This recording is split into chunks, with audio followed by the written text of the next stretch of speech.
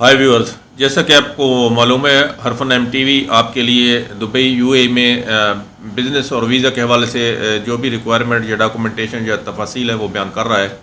तो सबसे पहला प्रोग्राम हमारा था कि how to arrange business setup in UAE Dubai, और उसका ट्रेड लाइसेंस बनाने का पूरा तरीका, प्रोसीजर, उसकी लीगल टाइप्स और कैटेगरीज के हवाले से डिटेल से बात की। उसके बाद हमने वीज़ा के हिसाब से पार्टनर वीज़ा और एम्प्लॉयमेंट वीज़ा के हवाले से पूरी डिटेल बताई और उसकी जितनी रिक्वायरमेंट्स हैं वो बताई।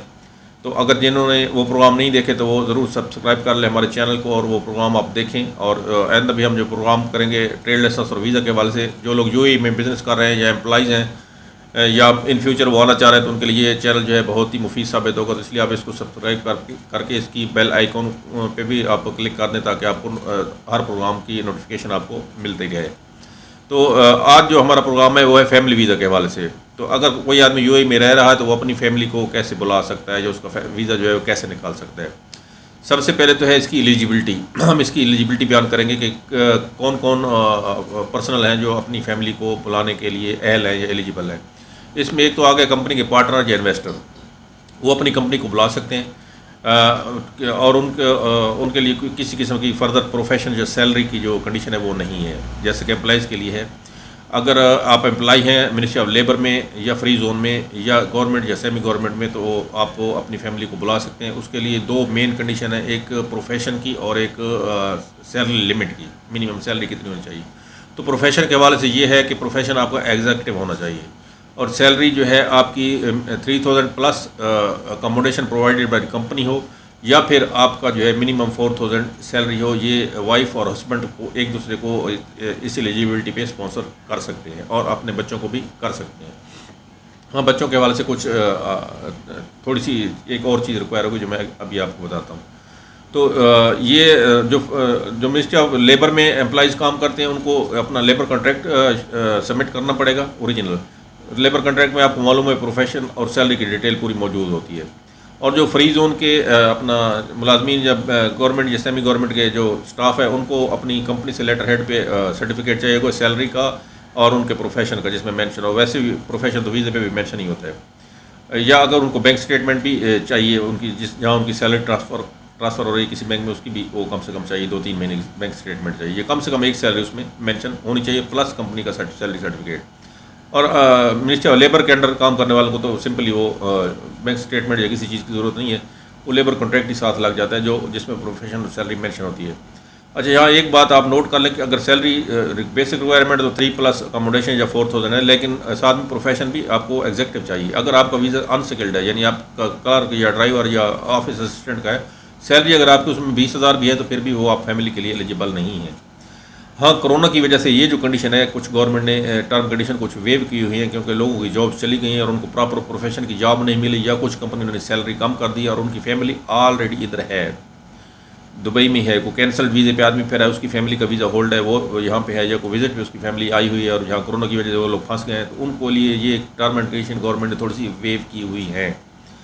तो इन सब अच्छा, फैमिली वीज़ा में कंडीशन बहुत टफ है लेकिन वेव भी हो जाती हैं। और वेव करने के लिए आप एक जगह का नाम नोट कर लें, वो है मेन इमिग्रेशन जाफलिया। वहाँ पे एक ह्यूमैनिटेरियन काउंटर है और जिसको वहाँ अरबी में हालात इंसानी कहते हैं। वहाँ आपकी अगर अब कोई भी रिक्वायरमेंट अगर फैमिली वीज़ा के हवाले से पूरी नहीं कर पा रहे हैं तो वहाँ जाके आप वो एक्सप्लेन कर सकते हैं, रिक्वेस्ट कर सकते हैं। तो वहाँ पे जो कॉम्पिटेंट आदमी बैठे हुए हैं वो आपकी कोई रिक्वायरमेंट पूरी नहीं हो तो उसको वेव कर सकते हैं। लेकिन ये सबके लिए नहीं है, सबके लिए बेसिक जो रिक्वायरमेंट है वो होना ज़रूरी है, लेकिन कुछ हालात में वो लोग वेव कर देते हैं क्योंकि यहाँ पे जो कानून है वो कॉन्स्टिट्यूशनल नहीं है वीज़ा और बिजनेस और वीज़ा के हवाले से। यह एडमिनिस्ट्रेटिव लॉ है और जो आदमी हेड ऑफ द डिपार्टमेंट है उसके पास पूरी पावर है कि वो आपकी कोई चीज़ वेव कर दे या कोई आपकी कोई चीज़ आप रिजेक्ट कर दे। ठीक है जी, उसके पास फुली वो पावर्ड होता है कि वो जो मर्जी है वो कर दे। लेकिन यहाँ पे ऐसी बात नहीं है कि कुछ बिल्कुल ही आउट ऑफ दी वे जाया जा सकता है। वो देखते हैं इस चीज़ को प्रॉपरली, एग्जामिन करते हैं कि वाकई बंदे की कोई मजबूरी है, ठीक है, तो इसको ये कंडीशन वेव कर देनी चाहिए। या वो समझते हैं कि ये बंदा जो चीज़ अप्लाई कर रहा है इसके कुछ गड़बड़ नज़र आ रही है, अपेरेंटली उसकी सारी चीज़ पूरी है लेकिन फिर भी वो सेटिस्फाई नहीं है तो उसको रिजेक्ट भी कर सकते हैं। तो मसला कहने का मतलब ये है कि यहाँ का जो हेड ऑफ द डिपार्टमेंट होता है वो ऑल इन ऑल होता है। तो आपने कोई चीज़ वेव करवानी तो वहाँ जाके वेव कर सकते हैं। मैं आपको जो बेसिक टर्म एंड कंडीशन है वो हम आपको बता देते हैं। तो इसमें प्रोफेशन और सैलरी की कंडीशन आ जाती है कि आप एलिजिबल हों, ठीक है जी।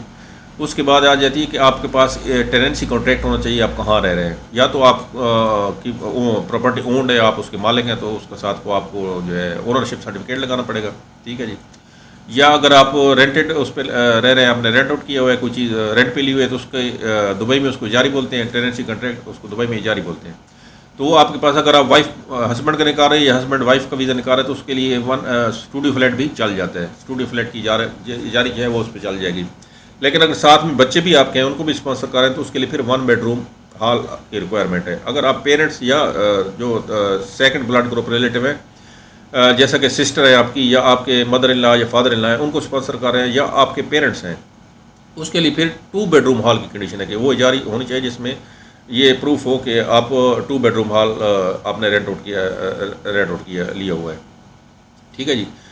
तीसरी कंडीशन ये आगे कि आपके पास वो प्रूफ होना चाहिए रिलेशनशिप का कि ये अगर वाइफ है या हस्बैंड है तो उनको तो सीधा से मैरिज सर्टिफिकेट होगा, अगर बच्चे हैं तो उनका बर्थ सर्टिफिकेट होगा। इसी तरह अगर मदर है तो वो अपने अपने कंट्री के हिसाब से वो लोग सर्टिफिकेट देते हैं। जैसे पाकिस्तान में FRC चलता है, फैमिली रिलेशनशिप सर्टिफिकेट, वो नादरा वाले इशू करते हैं। इसी तरह हर मुल्क का अपनी एक टर्म कंडीशन है।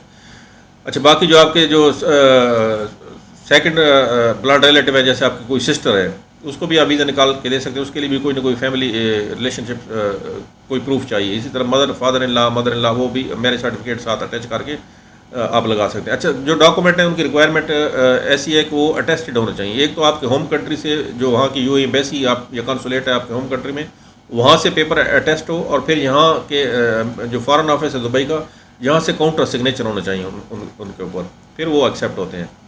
तो इसके बाद बाकी जो नॉर्मल डॉक्यूमेंट वो तो सबको ही पता है वीज़ा निकालने के लिए। एक तो जो स्पॉन्सर है, आप यानी हेड ऑफ द हाउस है, उसका वीज़ा पेज, पासपोर्ट पेज और एमरेट्स ID की कापी, और इस तरह इजारी रिलेशनशिप सर्टिफिकेट या कोई दूसरा सर्टिफिकेट है तो रिक्वायर है वो चाहिए। और जिसको आप स्पॉन्सर करें उसके पास पासपोर्ट और वीज़ा की कापी, अगर वो विजिट पे है तो वीज़ा की कापी, अगर कैंसल्ड वीज़ा है उसका कोई तो उसकी कैंसल वीज़ा की कापी, अगर वो आउट ऑफ द कंट्री है तो उसके लिए फिर वो दूसरे डॉक्यूमेंट कंट्री के हिसाब से आम वीज़ा की जो रिक्वायरमेंट है। जैसे पाकिस्तान में साथ में पाकिस्तानी ID की कापी लगती है, अफगानिस्तान में अफगानी ID की कापी, या अफगानिस्तान से एक कंसुलेट का पेपर लगता है। वो जो दीगर रिक्वायरमेंट है आम वीज़ा की तरह, वो भी उसको डॉक्यूमेंट प्रोवाइड करने पड़ेंगे। तो ये सारे डॉक्यूमेंट लगा के आप अपनी फैमिली का वीज़ा निकाल सकते हैं। और इनकी कोई लंबी चौड़ी फीसें भी नहीं है। जो इनसाइड कंट्री है वो यानी लेबर की फीसें इसमें नहीं आती, बाकी वही बराबर है। इनसाइड कंट्री फीस है या आउटसाइड कंट्री फीस है वो भरनी है आपने। मेडिकल कराना है, मेडिकल के बाद एमरेट्स ID के लिए उनका अप्लाई करना है। उसके बाद इंश्योरेंस है। इंश्योरेंस में ये है कि जो वाइफ है उसकी इंश्योरेंस की जो मिनिमम अमाउंट है वो ज़्यादा है, वो तकरीबन 900 से स्टार्ट होती है, फिर 5000 तक चली जाती है, क्योंकि उसमें इन फ्यूचर वो इंश्योरेंस कंपनियाँ देखती हैं कि फीमेल है, मैरिड है, तो मैटर्निटी के कुछ मसाइल भी पेश आ सकते हैं। उनकी जो इंश्योरेंस है वो कॉस्टली है। बाकी बच्चों की 650 मिनिमम हो जाती है, कुछ कंपनी 550 में भी दे देती है इंश्योरेंस। फिर इसी तरह पेरेंट्स की एज के हिसाब से बनती है, वो भी तकरीबन ज़्यादा ही होती है। वो कम से कम 2000 से शुरू होकर 5-6 हज़ार तक चली जाती है, क्योंकि उनका एज फैक्टर उसमें आ जाता है। अच्छा, उसके अलावा दीगर जो डॉक्यूमेंट है, अब फैमिली का वीज़ा तो आपने निकाले, जैसे बच्चों का, अब कितनी देर तक आप उनका निकाल सकते हैं, ये भी एक इम्पॉर्टेंट चीज़ है। तो आप जो बीवी और हस्बैंड का निकाल रही है, या हस्बैंड जो है वाइफ का निकाल रहा है, तो वो तो कोई उसमें लिमिट पीरियड नहीं है, लेकिन बच्चों के लिए है। आप बेटों का जो वीज़ा है उसको कंटिन्यू कर सकते हैं या रिन्यू कर सकते हैं जब तक कि वो 18 साल की उम्र के अंदर है। जो ही आपका जो बेटा है वो 18 साल से ऊपर हो जाएगा, तो उसका रिक्वेस्ट पे 1 साल तक तो वो रिन्यू कर देते हैं, एक्सटेंड कर देते हैं रिन्यूअल में, लेकिन उसके बाद फिर आप उसको स्पॉन्सर नहीं कर सकते। लेकिन जो आपकी डॉटर है उनका जो चलता है वीज़ा, आप उनको स्पॉन्सर कर सकते हैं अनटिल मैरिज। 18 साल तक तो कोई इशू नहीं है, नॉर्मल डॉक्यूमेंट साथ में अटैच होते रहते हैं। और जो जैसा कि मैंने जो बताया है, बर्थ सर्टिफिकेट वगैरह, वाइफ के लिए मैरिज सर्टिफिकेट, बच्चों के लिए बर्थ सर्टिफिकेट, और जो बाकी रिलेटिव है उनके लिए रिलेशनशिप सर्टिफिकेट जो भी है आपकी कंट्री का, वो आपको प्रोवाइड करना पड़ेगा, अटेस्टेड वहाँ की कंसुलेट और यहाँ के फॉरेन ऑफिस से। लेकिन जो बेटी है वो अनटिल मैरिज आप उसको स्पॉन्सर कर सकते हैं। उसके साथ एक सर्टिफिकेट, एफिडेविट टाइप का अरबी में टाइप करके लगाना पड़ता है कि ये मेरी बेटी है और ये 18 साल से ज़्यादा उम्र की है, लेकिन इसकी अभी तक शादी नहीं हुई और ये अनटिल नो फुली डिपेंडेंट है मुझ पे, तो उसका वीज़ा फिर रिन्यू हो सकता है। या अगर आप नया वीज़ा लगा रहे हैं तो वो भी नया भी लग सकता है।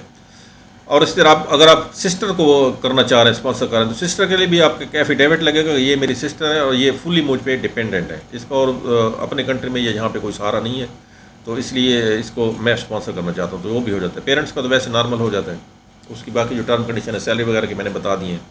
तो मैं एक दफ़ा फिर दोहरा देता हूँ, कि फैमिली भी आप अगर यहाँ पे बिज़नेस कर रहे हैं या आप एम्प्लॉई हैं तो आप फैमिली को बुलाने के अहल हैं, आपकी फैमिली अपनी फैमिली को आप खुद स्पॉन्सर कर सकते हैं। इसमें पार्टनर इन्वेस्टर के लिए सैलरी की कंडीशन नहीं, ठीक है। अगर वो पुराना कंपनी चला है तो बैंक स्टेटमेंट उसके लिए इनकम के प्रूफ के लिए काफ़ी है, और मेमोरेंडम जो उसका है। स्टाफ के लिए जो बेसिक रिक्वायरमेंट है 3000 plus accommodation provided by the company, husband और वाइफ के लिए, ठीक है जी। और उनका जो है मैरिज सर्टिफिकेट अटेस्टेड वो चाहिए होगा। अगर बच्चे हैं तो उनका साथ में बर्थ सर्टिफिकेट चाहिए होगा, और सैलरी की लिमिट वही है जो है। पेरेंट्स है या आप सिस्टर को करना चाह रहे हैं तो उनके लिए सैलरी लिमिट है जो 20,000 है, ठीक है जी। तो वो आपको साथ में प्रूफ लगाना पड़ेगा। जो मिनिस्ट्री ऑफ लेबर के एम्प्लॉइज़ हैं, अंडर एम्प्लॉइज़ हैं, उनको मिनिस्ट्री ऑफ लेबर से ओरिजिनल कॉन्ट्रैक्ट सबमिट करना पड़ेगा। और जो फ्री जोन गवर्नमेंट और सेमी गवर्नमेंट के डिपार्टमेंट में काम कर रहे हैं उनको अपनी कंपनियों से सैलरी सर्टिफिकेट और बैंक स्टेटमेंट अटैच करनी पड़ेगी, जिसमें कम से कम एक सैलरी मेंशन होनी चाहिए कि इसकी सैलरी 4,000 या 3,000 प्लस अकोमोडेशन है, ठीक है जी। तो ये और इजारे में फ़र्क ये है कि अगर बीवी को बुला रहे हैं तो स्टूडियो फ्लैट चल जाएगा, अगर बच्चों के साथ बुला रहे हैं तो 1 बेडरूम हॉल, अगर आप पेरेंट्स को बुला रहे हैं या सिस्टर को बुला रहे हैं या मदर फादर इन लॉ को बुला रहे हैं तो फिर 3 बेडरूम हॉल आपको इजारे उसकी प्रोवाइड करनी पड़ेगी। और बाकी रिलेशनशिप सर्टिफिकेट लगाना पड़ेगा। डॉक्यूमेंटेशन वही है, दोनों के पासपोर्ट वीज़ा की कापियाँ और रेलिवेंट डॉक्यूमेंट, और आप कब अप्लाई करें ये 1-2 दिन के अंदर अंदर ये वीज़ा मिल जाता है। अच्छा, कुछ कोरोना की वजह से कुछ गवर्नमेंट ने टर्म एंड कंडीशन वेव की हुई हैं, उसमें सैलरी की भी वेव की हुई है। अच्छा, उसमें प्रोफेशन की भी वेव कर दी है कि लोग फंसे हुए लोगों की जॉब चली गई है, प्रॉपर प्रोफेशन में जॉब उनको नहीं मिली या उनकी सैलरी कंपनी ने कम कर दी है कोरोना क्राइसिस की वजह से, तो उनको उनके जो वीज़े हैं वो रिन्यू हो रहे हैं, ठीक है। रिन्यूअल में कोई मसला नहीं है। अगर उनके कोई रिलेटिव इधर फंसे हुए हैं कोरोना की वजह से और वापस नहीं जा सके तो उन इधर है, इनसाइड दी कंट्री है, कहने का मतलब ये है कि वो इनसाइड यूएई है, तो उनके लिए बहुत सी काफ़ी सारी चीज़ें जो है गवर्नमेंट ने वेव की हुई हैं या वेव कर सकते हैं, या आप जाके जफलिया में वेव करवा सकते हैं। तो फैमिली वीज़ा इतना मुश्किल नहीं है, अगर आप फैमिली को बुलाना चाहें तो बुला लें, कि यह इनकम आपकी प्रॉपर होनी चाहिए। अच्छा, कई लोग गलती करते हैं कि वो जनाब को कोई फेक सैलरी सर्टिफिकेट बनवा के या कुछ इस फैमिली को बुला लेते हैं, बाद में वो मसाइल का शिकार हो जाते हैं।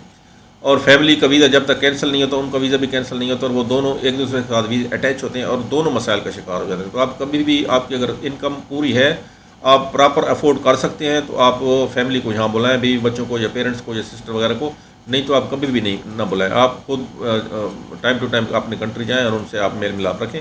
बाकी अगर आप इनकम आपकी पूरी नहीं और आपने एक दफ़ा उनको बुला लिया तो आप बहुत बड़ी मुसीबत में फंस जाएंगे। और कई लोग इसी तरह फैमिलियाँ पूरी फंसी हुई हैं और वो जान नहीं छुड़ा पा रही, फिर कानून भी रहत नहीं देता कि अगर आप अहल नहीं थे तो आपने क्यों बुला लिया फैमिली को, फिर वो एमनेस्टी का इंतज़ार कर रहे थे और ये बड़ा मसला पैदा हो जाता है। तो अगर आपकी इनकम प्रॉपर नहीं है तो आप कभी भी फैमिली को ना बुलाएं इधर, क्योंकि यहाँ एक तो अखराजात काफ़ी ज़्यादा हैं, दूसरा बच्चों की तालीम जो है वो बहुत ही कॉस्टली है यहाँ पे, इसलिए इस बात का ख़ास ख्याल रखें। मैं तो ये रिकमेंड करता हूँ कि 10,000 से कम वाला जो बंदा है वो कभी भी फैमिली को यहाँ ना बुलाए, क्योंकि फैमिली का जो एक महीने का खर्चा है, जो अपना अकोमोडेशन का, खाने पीने का, आप हर महीने घर जाके चक्कर लगा सकते हैं। आप वीकेंड पे जाएं और वीकेंड के बाद आ जाएं। कंपनी को भी आप कन्विंस कर लें। गवर्नमेंट, सेमी गवर्नमेंट या बैंक्स वगैरह जो है वो तो इतराज़ नहीं करते, लेकिन छोटी मोटी कंपनियाँ थोड़ा इतराज़ अगर करती भी हैं। जो कंपनी 10,000 दे रही है वो छोटी मोटी कंपनी होती भी नहीं है, तो आप उस रिक्वेस्ट करके, और कई कंपनी को जो जुम्मा हफ्ता 2 दिन छुट्टी होती है, तो कई हमारे दोस्त हैं वो कराची के खास तौर पे हैं, 1-1.5 घंटे की फ़्लाइट है, तो वो थर्सडे को जाते हैं और सैटरडे की शाम को वापस आ जाते हैं। वीकली जाते हैं वो, जिनकी सैलरी 10-12 हज़ार है, या 15 दिन के बाद या महीने के बाद। तो वो आदमी बुलाएं जिनकी सैलरी, मैं रिकमेंड करूँगा, गवर्नमेंट ने भले छूट दी है कि 4,000 सैलरी वाला आदमी बुलाए, लेकिन आप ना बुलाएं फैमिली को। आपकी सैलरी अगर 10,000 है फिर आप फैमिली और बच्चों को बुलाएं, वरना आप ना बुलाएं, वरना आप बहुत बड़ी मुसीबत में फंस जाएंगे। या वो लोग बुला रहे हैं, पाकिस्तान में तो आपको पता है कल्चर नहीं है लेडीज़ का जॉब करने का ज़्यादातर, या वो दूसरे कंट्री के लोग बुला लेते हैं, जैसे फ़िलिपाइन है, इंडिया है, तो उनकी वाइफ भी यहाँ पे काम करती हैं, उनके बच्चे और बेटियाँ भी यहाँ पे जॉब करती हैं, तो उनके लिए फिर स्ट्रगल करने के बाद थोड़ा सा आसान हो जाता है। लेकिन पाकिस्तानी कम्युनिटी के लिए ये बहुत ही डिफ़िकल्ट मसला होता है। तो अगर आपकी इनकम 10,000 है तो ख़ासतौर पर पाकिस्तानी कम्युनिटी को मैं कहूँगा फिर फैमिली को लाएँ, वरना आप न बुलाएँ, आप खुद आया जाया करें। तो होपफुली ये प्रोग्राम आपके लिए अच्छा होगा। तो हमारा ये चैनल आप सब्सक्राइब करें, इसमें ट्रेड लाइसेंस, बिज़नेस सेटअप और वीज़ा के जितने भी वीज़ा उसके हवाले से जो भी प्रोग्राम है आप करते रहेंगे, ताकि सब्सक्राइब करने के बाद आपको नोटिफिकेशन मिलते रहे और आप पुराने प्रोग्राम भी हमारे देख सकें और आपकी एक कंटिन्यूटी हो जाए ये बिज़नेस और वीज़ा के हवाले से मालूमात के लेने के लिए। तो ये चैनल होपफुली आपके लिए बहुत ही मुफीद साबित होगा अगर आप यूएई में हैं या आप इन फ्यूचर आना चाह रहे हैं। ठीक है, फिर मिलते हैं एक अगले प्रोग्राम में।